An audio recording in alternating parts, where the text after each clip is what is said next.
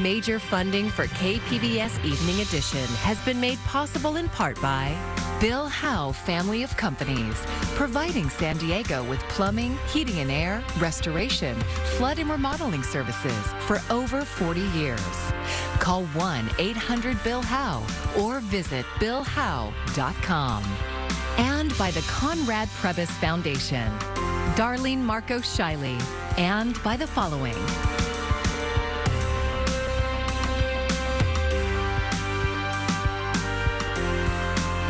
And by viewers like you. Thank you.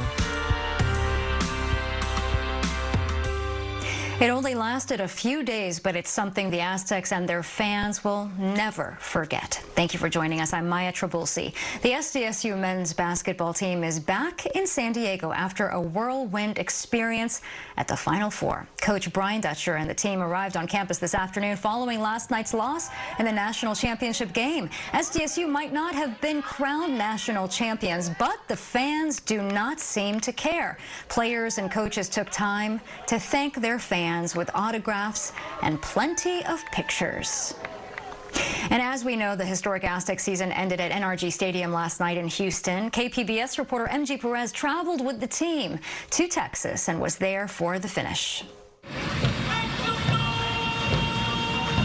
It was clear by halftime that March Madness was no longer marching in the Aztecs' favor. And when it was over, the fans who traveled to NRG Stadium in Houston were grateful for the historic ride that brought them here. It was really surreal to see them on the big stage, so I can't ask for more. Sad, but excited for the future. I think we're a great team, and I think we have a lot of potential for the future. Honestly, San Diego sports are only on the up and up right now. And the kick, got a shot at the three. There it is! But what goes up must come down. Not just brackets and basketballs, but also the emotions of the people who made it all possible.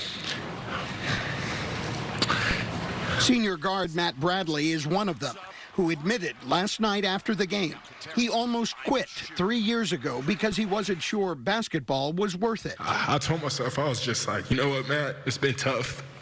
Like, let's just go home and get a job and, you know, call it the day, you'll be all right. But, you know, Coach Dutch, he's one of the most genuine guys I've ever met. And the way he just took me in, and, you know, the brotherhood and these guys and actually having real leadership that I can follow, it just, you know, it changed the trajectory of my life for sure. These guys are good people, and they're good students, and they're really good players. So we can feel good about the things we did. The fans agree.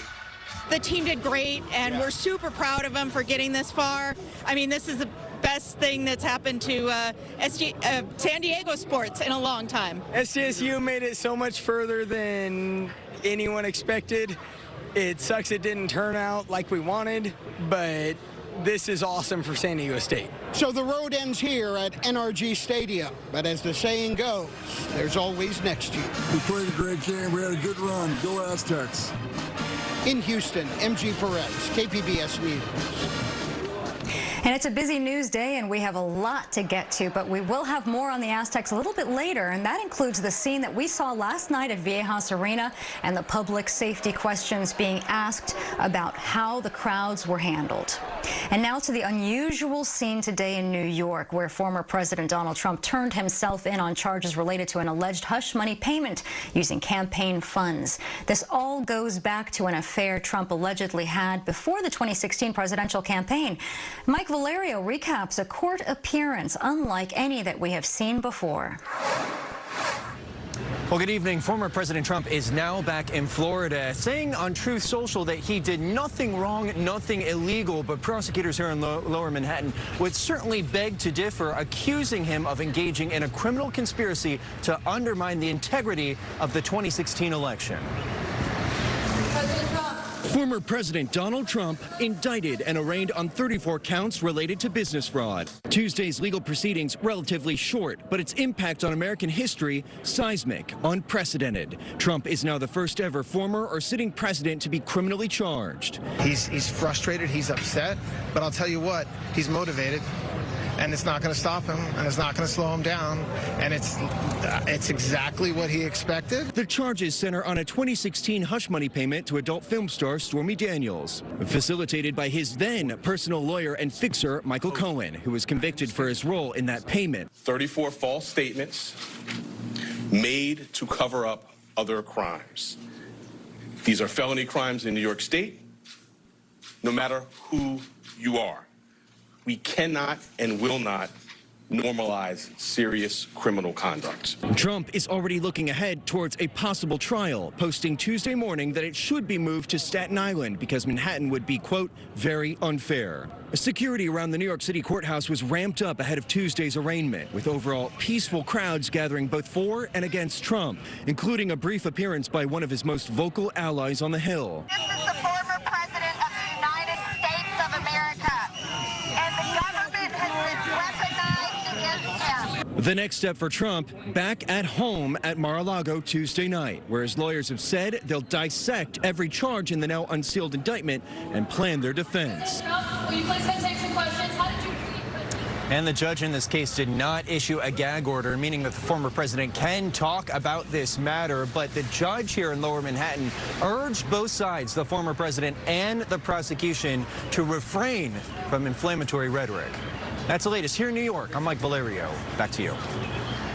More calls today for embattled Supervisor Nathan Fletcher to immediately resign following allegations of sexual assault and harassment. As KPBS reporter Alexander Wynn shows us,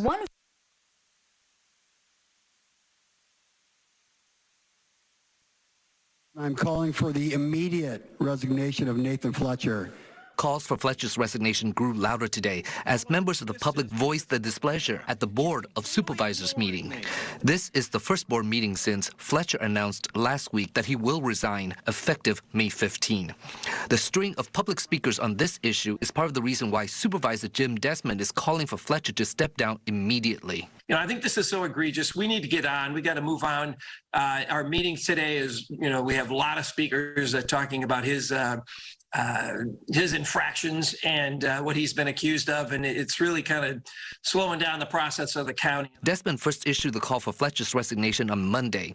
As a direct response, Board of Supervisors Chair Nora Vargas says the board will discuss Fletcher's replacement at its May 2nd meeting. And over the next 2 weeks, we'll follow a process established by our board policy and charter, which gives us options on filling the future vacancy for District 4. The options include appointing someone to fill the term, holding a special election, or a combination of the two. Last week, Fletcher announced he was checking into a treatment center for PTSD, trauma, and alcohol abuse. Initially, he was greeted with outpourings of support, but since the allegation surfaced that he sexually assaulted and harassed a former MTS employee, leading to his resignation, veterans say that leaves them with a distaste. Anytime somebody tries to give the impression they're shirking their responsibility and trying to have a cloak of invisibility and use PTSD to wriggle out of something, that is not going to bode well for the veteran community. Kate Monroe is with the advocacy group VetCom, helping veterans file their PTSD claims. She and other veterans are also calling for Fletcher's immediate resignation.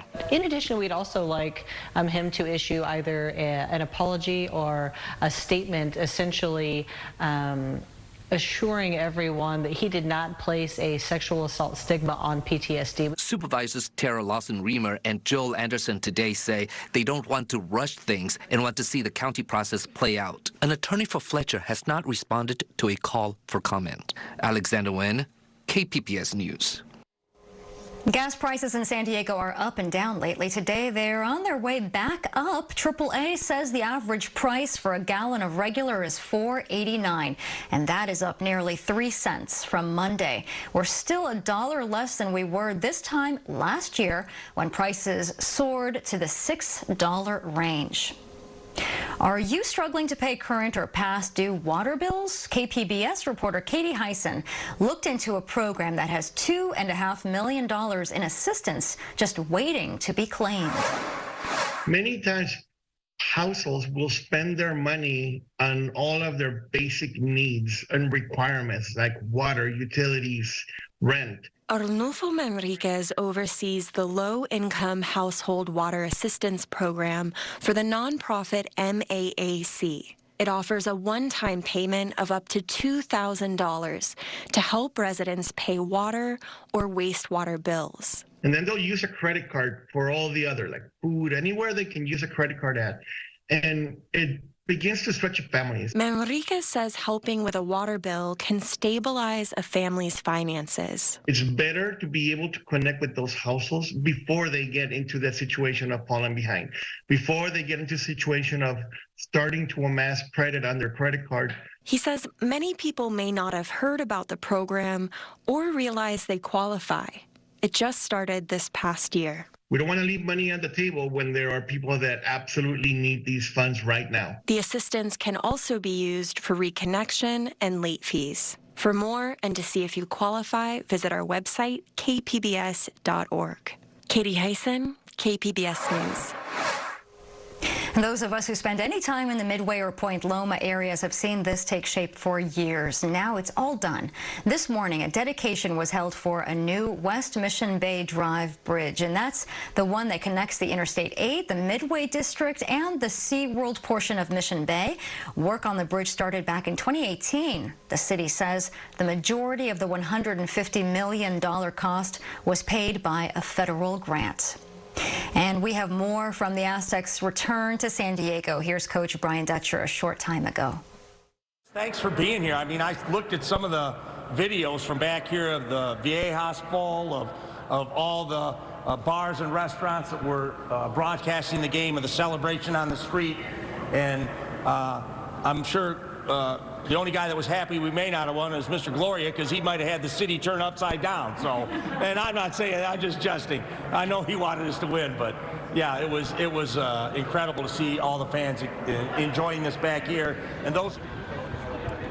SDSU will host a parade for their men's basketball team this Saturday. Full details have not been released yet, but it will start at 10 a.m. and reach Petco Park at 11, where there will be speakers and presentations. As Coach Dutcher just mentioned, Aztecs fans showed up in full force at the game in Houston and their home court. KPBS reporter Jacob Ayer says San Diego's largest watch party at Viejas Arena was completely overwhelmed with fans, which created some chaos.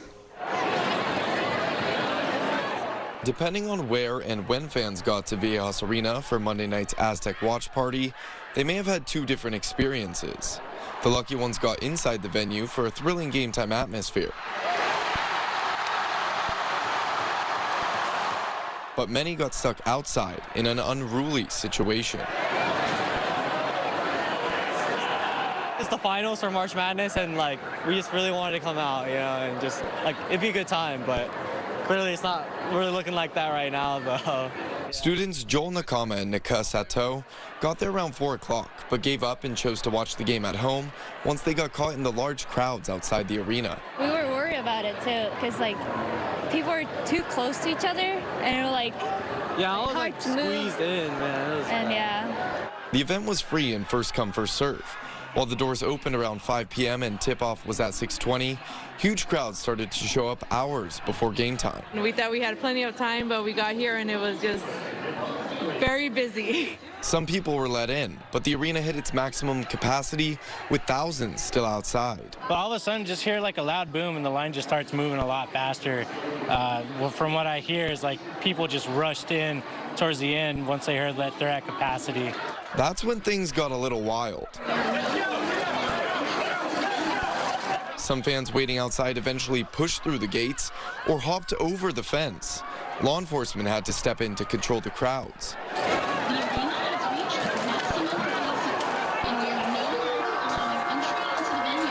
Fans like Deja Jasper say they were getting squished in the crowd just to find a seat inside the arena. Yeah, we got in. It was crazy mosh pit. We had to kind of squeeze our way through. We ran in. It was a lot. They weren't prepared here. They weren't prepared at all. The San Diego State University Police Department said that they increased police patrols leading up to and following the watch party, but the situation still got out of hand. In a statement, they said, "We are appalled by the behavior of a number of individuals who chose to access Viejas Arena gates, disregarding the direction of security officials to access the venue after it reached capacity." They said that they worked with other local law enforcement to manage crowds at Viejas Arena, but no property damage or arrests have been reported. For those that made it inside the venue, they experienced a great atmosphere and ultimately a hard-fought loss.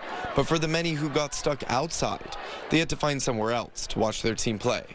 Jacob Ayer, KPBS News. And it's been quite a ride for the Aztecs and for those of us covering the story. You can revisit all of our NCAA and Final Four coverage. All of our stories are available on the KPBS YouTube page, and that's also where we live stream KPBS Evening Edition weeknights at 5. A major disaster declaration signed by President Joe Biden will bring more disaster aid to California. The declaration is specifically for storms that hit over the state in late February. It streamlines the process for providing support services like housing and food for those affected.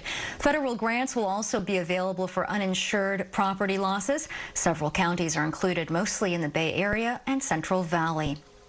A rare moment caught on video. More than 30 orcas attacked 2 gray whales in Monterey Bay. A member of a whale watching group just happened to witness the attack and recorded it. I've been on boats since I was a small child. I have never witnessed anything like this in my life. We got a call about quarter way through our trip yesterday. There was a group of killer whales attacking 2 gray whales. We usually see mid-April through mid-May killer whales doing predating on the calves of the gray whales. This boat was reporting adult gray whales, so it was definitely something odd in our nonprofit's 30 years of data. Typical to see these attacks during mid-April through mid-May. Some years we see more than others. Some years we see less than others. It all depends on the gray whale population and the calving grounds. The gray whales, the species that they're going after that time of year, spend the winter in the calving and mating lagoons of Baja, Mexico. Killer whales are, of course, very complex animals. It's hard to attribute any of their actions to any one thing. However, when you think about them feeding on adult gray whales early in the season, something they wouldn't normally do, it could point to a lack of other food availability. If they're normally going after seals, sea lions, and dolphins during this time of year, if they aren't, instead they're targeting adult gray whales, which is definitely something that's harder to do, something harder to take down, something as big as an adult gray whale. If we hadn't been out there yesterday, we wouldn't have known that this happened. Personally, this was a very special encounter I'll remember for the rest of my life.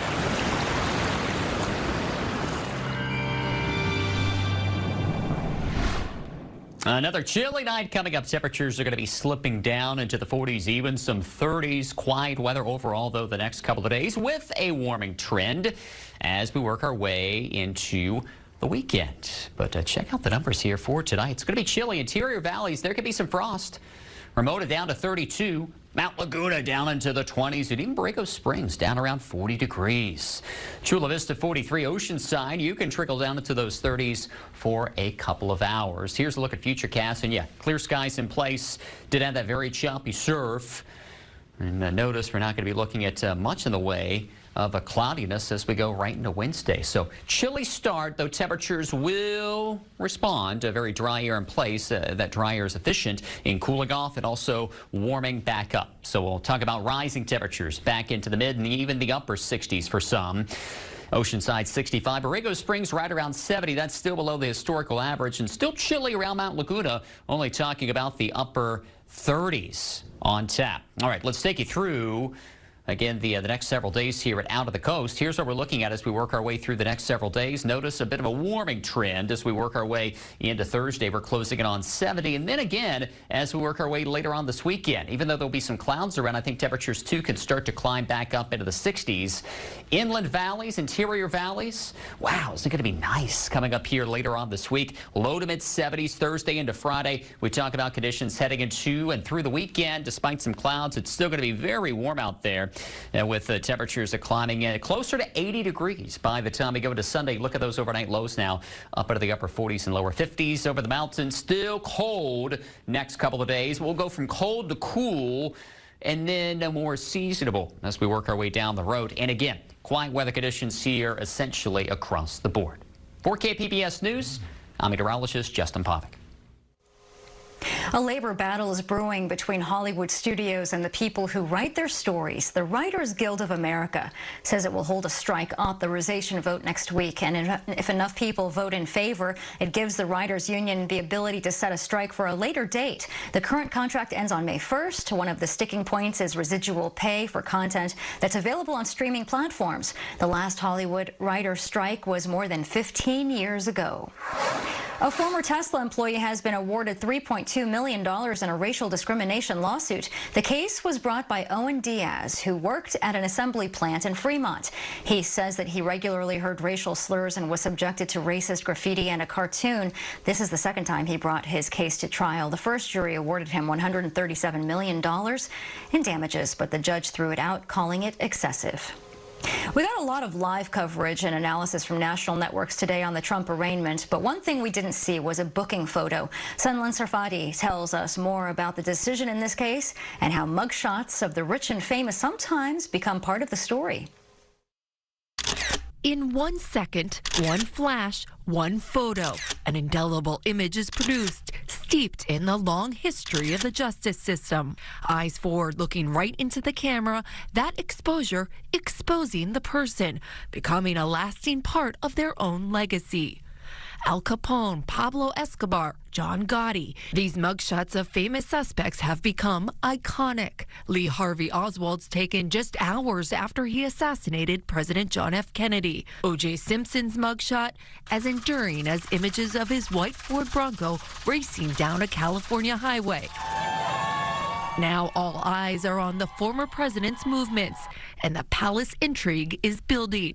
If Trump, known for his media and image savvy, will become the first former president to have a mugshot taken or not. The leaning has been not to because, A, it's not really necessary. Everybody knows what he looks like. It's not like if he fled the jurisdiction that they would say, wow, we really should have had that mugshot. B, if they need to, they can create a mugshot from existing pictures.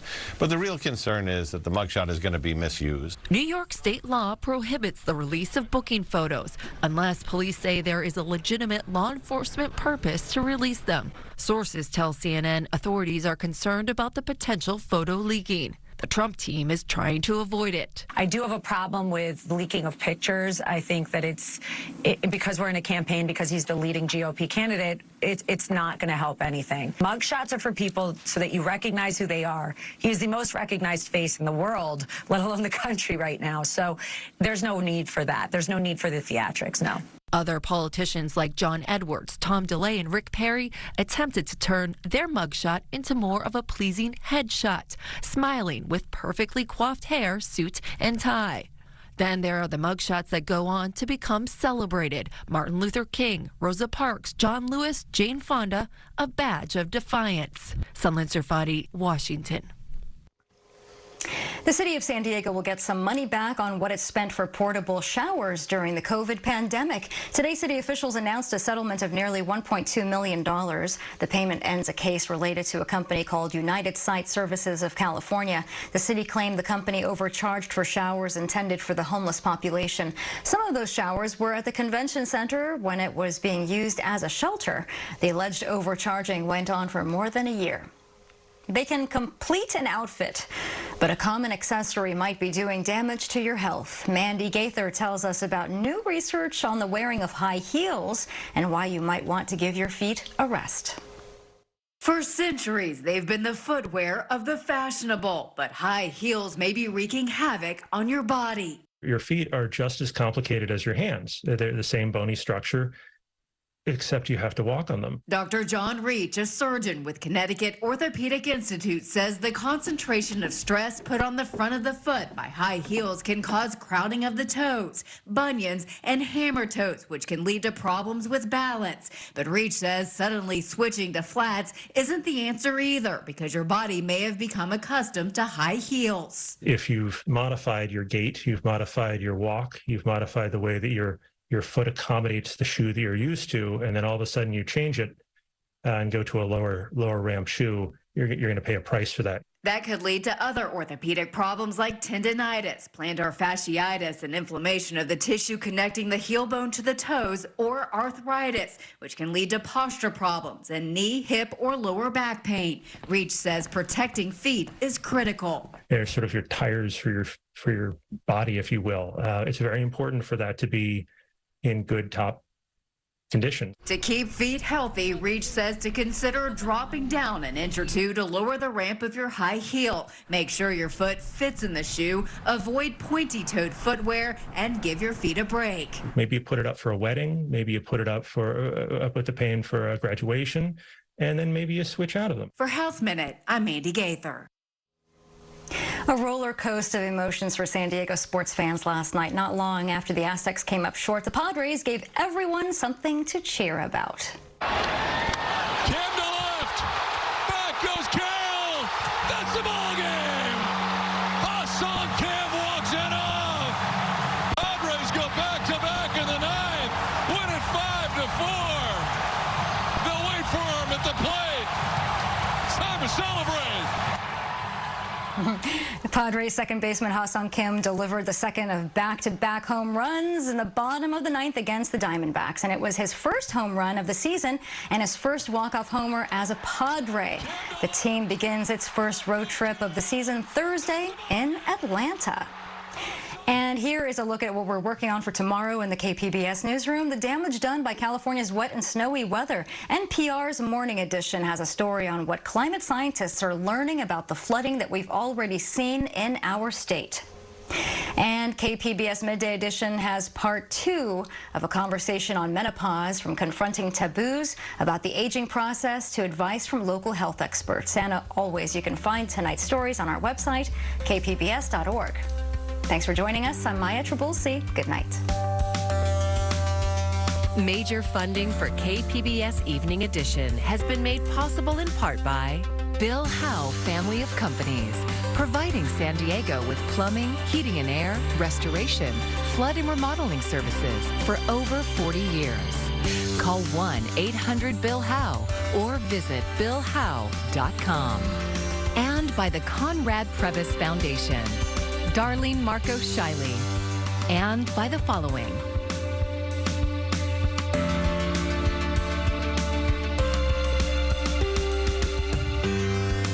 And by viewers like you. Thank you.